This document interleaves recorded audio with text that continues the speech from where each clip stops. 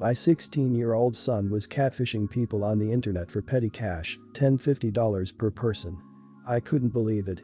I don't know how I screwed up as a parent this badly to fail to instill in him that this is wrong and morally depraved behavior.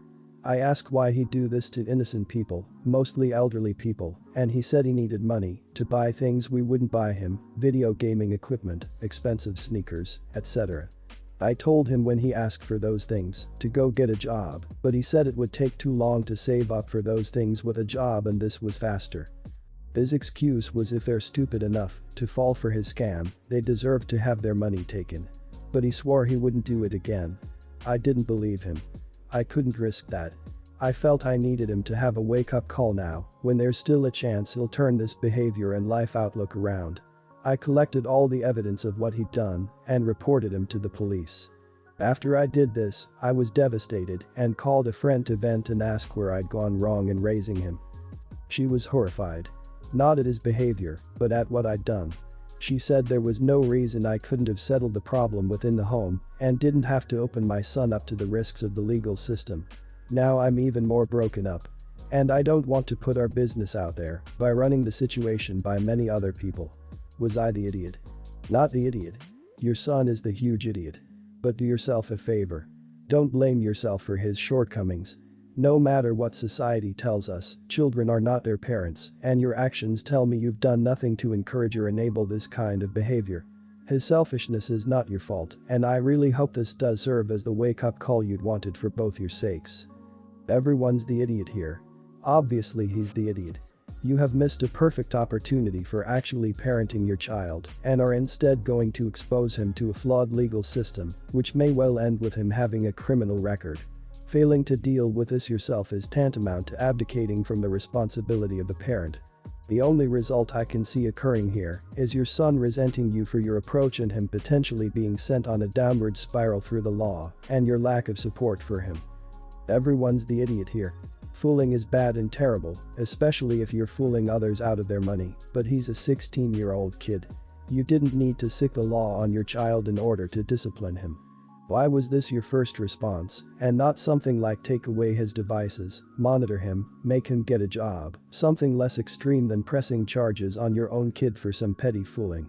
You already did it, so there's not much you can do about it now, but there were other, less extreme answers to this problem. You called somebody else to deal with your issue, and this isn't really a way of resolving anything. I'll be surprised if trust is restored between either of you again. I, 16, have a 10-year-old dog. He's terrified of loud beeping sounds or anything loud and high-pitched in general. To the point where he'll start shaking and pacing around the house. In extreme cases he'll start to urinate out of fear, which is really inconvenient because I'm the one who has to clean it all the time. I get that people are bored, my parents are bored, whatever. But we have a Nest smoke detector, which sounds when you test it. My dog knows what comes after the warning voice on the smoke detector, so even then he starts freaking out. Apparently that's not entertaining enough for them, so they take it a step further and actually test it. My dog barks and whines every single time they do it, and my parents just laugh at him. They've been doing it continuously despite me telling them that it was giving him anxiety multiple times. They did it once more yesterday, and my dog began to urinate on my bedroom floor. I snapped at this point, and I walked into the room and said, "You freaking idiots know that he just pissed on the floor because you're selfishly entertaining yourselves, right?" My dad started going off saying that I had no right to speak to them in the tone that I did, and I told them, "Well, speaking to you nicely and reasonably didn't seem to get the idea through your heads, so let me talk slow for you. You're giving our dog anxiety attacks, and it's not funny." My parents said that I didn't get to tell them what was funny and what wasn't, so I just said, "You're abusing my dog for entertainment, grow the hell up." I am now grounded for being disrespectful, and I've honestly been repeatedly overstepping the boundaries of my grounding because I think it's the dumbest reason that I've ever been grounded for. They were being immature, and I told it like it is. My parents are the type who think they're right all the time when it comes to their opinions or wants versus ours, and constantly use the "we're the parents, you're the child" argument as if it absolves them of any wrongdoing. It pisses me off. My brother told me that I'm acting entitled for disregarding the regulations of my grounding, for example, not allowed on my phone, and I'm not allowed to play video games. I disagree because 1. The reason why I'm grounded is because I stood up to them abusing my dog. 2. I'm already cut off from communication with anyone else besides my immediate family and I have nothing else to do other than lose my mind. Am I the idiot here? Not the idiot. People like your parents are the individuals I've completely cut out of my life. And you're right, they do need to grow the hell up. Animal abuse is a felony now. No, I'm not saying them producing the noise is animal abuse, but who knows what further steps they may take because of their boredom. I'm sorry you have to deal with them. But to me, it seems like you have a good head on your shoulders. All we can do is provide our kids with better environments later down the line. I don't know, sounds abusive to me. If you had a child who was sensitive to loud noises, for whatever reason, but especially because of former abuse, and you intentionally exposed them to loud noises because you found their anxiety attacks funny, that would be abuse. I'd argue that pets are even more vulnerable than children 10+, because they can't even do the bare minimum of putting in earbuds or contacting social services for themselves. I hope OP takes the dog when they cut out their parents. Your parents are massive idiots. Your poor dog, your poor you, seriously, these are horrible people and honestly. Start recording them. Even if you can't use it in court in the case of a two-party consent state, you could get a social worker to help you. If you're working it might be better. Unless you're nearly 17, in which case I'd suggest waiting it out and possibly busting them for animal cruelty if you can. Then on your 18th birthday pack your crap and never talk to them again. And get the recordings either way so you can post them online for all their friends and relatives to see, on Facebook or something. See where the chips fall then. That's probably the only punishment for their behavior they'll ever get. I, 56, and my wife, 54, have a son, 23, who just got married. He is an only child. My wife and I came to America when I was 22 years old. We knew no one had no jobs, but over the years we got a small restaurant and were able to make a living. 10 years after we got to the USA we brought my mill over. We had saved for years to give our son money when he turned 25. In our culture you give your child money when they are young and starting out because they will take care of you when you are old so they can buy a bigger house, etc. This is our culture. Our son knew about this his whole life. His grandmother has lived with us his entire life. She just turned 81 and still lives with us. My son got married in December. It was a nice wedding and his wife is very nice.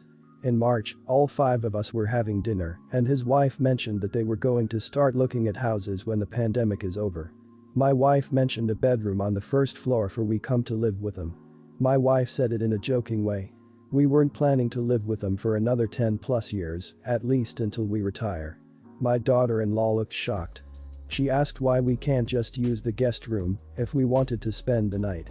My son then tells me that she isn't used to our culture and that they would prefer to live with the family they make. Honestly, I and my wife didn't know what to say. Our son gave us the impression that he was fine with us living with him when we are older. He would even show us guest homes and the like from magazines. Currently, we have about $800K saved that we plan to give our son. It's not a huge amount to support 3 people, especially older people. After they left, my wife and I discussed our options and we decided that our best course of action was to speak with our bank and use our money for retirement. He knows about the money, but not how much. I told my son and daughter-in-law about the new plan and my son got mad at me, saying that he planned to use some of the money for a down payment on a house.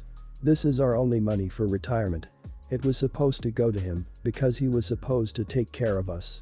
We have to take care of ourselves now and don't feel like we owe him the money.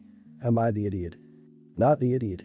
Your son has been well aware of what that money was for his entire life. He chose not to tell his wife anything about it and chose not to volunteer the information to you that it wouldn't be happening. You only found out because of a fluke in random conversation. Why on earth would he think for even a minute that he would still get money to take care of you when he had no intention of actually taking care of you? At this point, even if he said he changed his mind, I wouldn't give him a penny without getting something drawn up by an attorney and signed by all of you stating what you expect in exchange for the money. No idiots here. Good for you for realizing that you can't assume that the traditions of your home country will be acceptable to the next generation, particularly for a mixed culture marriage. I know a lot of multi-generational households, but none of the 20-something kids want their parents to move in. Plan on buying a small townhouse or condo for the two of you to retire into. If you can give your son 5%, $40K, to launch his own life, it will be very generous and more than you had at his age. Definitely not the idiot. However, a discussion about that before they got married might have changed the outcome. Your son knows about your culture, and his wife probably should have been informed and consulted. She may not have said no, it's just a shock when it's brought up, and you're the only one who didn't know about it. I grew up with these guys. Our friend group was roughly 10. We knew each other since 6th grade, hung out every lunch period, tried to ensure we were in the same classes at high school, and hung out every weekend, sleepovers, etc. After graduating, 8 of us even went to the same university, lived in the same apartment complex, same floor, and even roomed together every year. Our relationship did change a bit at university. They got into frats, drinking, smoking, while I did not. So at parties, I did have to go through an adjustment period of them getting drunk, rowdy, or simply smelling in the air. Regardless, I got used to it, and I thought everything was great again as we'd hang out often. We all graduated and went our separate ways. Different states, careers, post-grad, etc. First few years, we'd hang out again when we'd all visit home, and we would visit each other's places if we had free time and money. Around year 3, I noticed not as much communication towards me and noticed on social media that some of them would get together every few months to hang out. The communication got less until it was non-existent outside of 2 of them for the next few years. 4 years post-grad, I'm getting married. Send out invitations to all my friends, and while some had legitimate excuses, most people just said, "I can't make it," with only the 2 mentioned before showing up. At this point, the signs are obvious, and I know they just don't care about talking with me, it hurts, and I decide to move on. After getting married, the wife and I located to the same city where one of my friends who had a legitimate excuse lives. I text 3 times in a span of 3 weeks and no response. So I know where he stands. 3 years later, my career has exploded to the point I was mentioned in a magazine pertaining to our industry. I'm not making millions or anything, but it's a possibility as my work has reached a lot of ears. One of my friends I still keep in touch with shared it on social media, and now I am getting text messages from those friends who stopped talking to me. I know it's not worth my time to rekindle our friendships, but I did respond, but have also kept my distance. Now, I'm getting invited to hang out with them, or asking if I'm free, if they happen to visit my city, or if I will be visiting home during the holidays. Part of me is tempted to ghost them right back. Another part is to professionally let them know how they hurt me by ghosting me originally without any explanation. And then there is that part that is really tempted to just lay it out on them. Would I be the idiot if I go the third route? Not the idiot. All of our feelings are valid, and you should be able to express yourself and your feelings to your friends, even if it's not coated in sugar. I would advise against really laying into them as much as you might desire, mainly to avoid any stress from the aftermath, but also because it's not really worth it, and I'm sure you already know that too. Not the idiot. But since you're thinking this through beforehand, which deserves a mini celebration, let's try a different perspective. What end result are you looking for? Are you trying to hurt them like they hurt you, unhealthy and unlikely, clear the air, and be friends again? If they apologize and say y'all just drifted apart, would you take that, clear the air, and just part on better terms? Which option, long term, best gets you to your desired result? You're what's important here. It sounds like you have developed a pretty kick-butt life. They chose to be insignificant in your life. I sort of think it's best for you to really let them be insignificant. I won't leave a judgment because you have not done any of the 3 options yet, but I think you are already aware of what I would say about them. Responding harshly always makes you the idiot, or at the very least makes everyone the idiot. Pretending nothing happened is an option, as is telling them what you think. Ghosting them entirely is not the most mature response, but you are perfectly entitled to go that route either. Unleashing a tirade, however, pretty much never helps any situation. I'm in my early 30s and my parents are in their 60s. A few years ago they retired and bought a house in an all-inclusive 55-plus community after some touch-and-go money issues. My childhood home was in an upper-middle-class neighborhood. I was spoiled, but my dad lost his executive job in my teens and my parents kept spending. Things got bad until they received a $1 million inheritance, but they soon spent that too. They planned to retire to a smaller house in the planned community, but they had trouble selling and almost ran out of money. Finally everything worked out and they were supposed to be on a tight budget. They have been lamenting that they can't afford a vacation. I had issues with mental illness and severe substance abuse my whole life, but I've been clean for a couple years now and finally getting my life together. I have a good job, but with my doctor's bills and catching up I live paycheck to paycheck. Last year I was happy to surprise them by giving them part of my yearly bonus just as a gesture. This year, after I heard they couldn't take a vacation, I again gave them most of my yearly bonus to earmark for a trip, about $800. I could have really used it, but I felt bad, and they've spent so much on me over the years. I wasn't completely financially independent until I got clean. But now my mom calls my brother to say they're excited that they were approved for an equity loan so that she can replace the carpets with wood floors in their house that's less than 3 years old. It cost $3,000. I called them, told them they can do what they want, but to stop pretending they're poor when they're obviously not.